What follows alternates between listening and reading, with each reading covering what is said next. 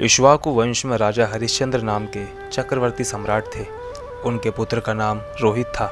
रोहित से हरित का और हरित से चंप का जन्म हुआ, जिसने चंपापुरी बसाई। चंप का सुदेव, सुदेव का विजय, विजय का भरुक और भरुक का वृक और वृक का पुत्र हुआ बाहुक। शत्रुओं ने बाहुक से राज्य छीन लिया तो वह अपनी पत्नी के साथ वन में चले गए।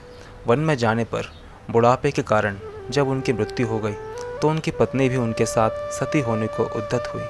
परंतु महर्षि और को ये मालूम था कि रानी गर्भवती है, अतः उन्होंने उन्हें सती होने से रोक दिया। जब उनकी सौतों को यह मालूम हुआ तो उन्होंने रानी को भोजन में विष मिलाकर दे दिया, परंतु ईश्वर की कृपा से गर्भ पर उस विष का कोई प्रभाव नहीं हुआ और विष सहित बालक का जन्म हुआ। अतः वह बालक सगर नाम से प्रसिद्ध हुआ। सगर चक्रवर्ती सम्राट थे।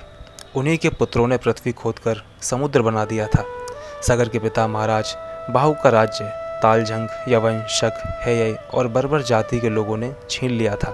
सगर ने गुरुदेव और उसे संपूर्ण धनुर्वेद का ज्ञान प्राप्त कर इन जातियों पर आक्रमण कर दिया और बुरी तरह पराजित कर दिया, परंतु अपने गुरुदेव और की आज्ञा मानकर उन सब का वध नहीं किया, बल्कि उन्हें विरूप बना दिया। इसके बाद राजा सगर ने और ऋषि के उपदेश अनुसार अश्वमेध यज्ञ के द्वारा भगवान की आराधना की। उनके यज्ञ में जो घोड़ा छोड़ा गया उसे इंद्र ने चुरा लिया। उस समय महारानी सुमति के गर्भ से उत्पन्न 60,000 सगर पुत्रों ने अपने पिता के आज्ञानुसार घोड़े के लिए सारी पृथ्वी छान डाली।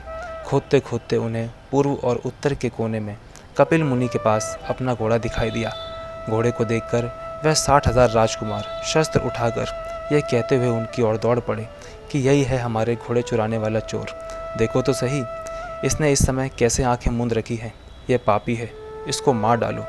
उन उद्दंड राजकुमारों ने कपिल मुनि जैसे महापुरुष का तिरस्कार किया, जिसके कारण उन सबके शरीर में ही आग जल उठी और वे सबके सब क्षण भर में भस्मीभूत हो गए। महाराज सगर की दूसरी पत्नी से असमंजस नाम का एक पुत्र उत्पन्न हुआ। असमंजस पूर्व जन्म के योगी थे, अतः उन्होंने वन में जाकर योग मार्ग का अनुसरण किया।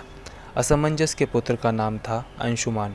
वह अपने पितामह महाराज सगर का आज्ञाकारी था। उनकी आज्ञा से अंशुमान घोड़े को ढूंढने के लिए निकला। वह भी उसे ढूंढते ढूंढते कपिल मुनि के आश्रम पर पहुंचा। वहां उसे अपने चाचाओं के शरीर की भस्म, यज्ञिक, अशव और भगवान कपिल मुनि के दर्शन हुए। अंशुमान ने उनके चरणों में प्रणाम किया और एकाग्र मन से उनकी स्तुति की।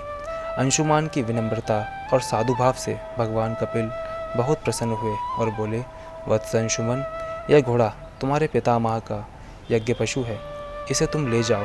तुम्हारे भस्मीभूत हुए चाचाओं का उद्धार केवल गंगा जल से होगा और कोई उपाय नहीं है। अंशुमान ने बड़ी नम्रता से उन्हें प्रसन्न किया और उनकी परिक्रमा करके वह घोड़े को ले आए।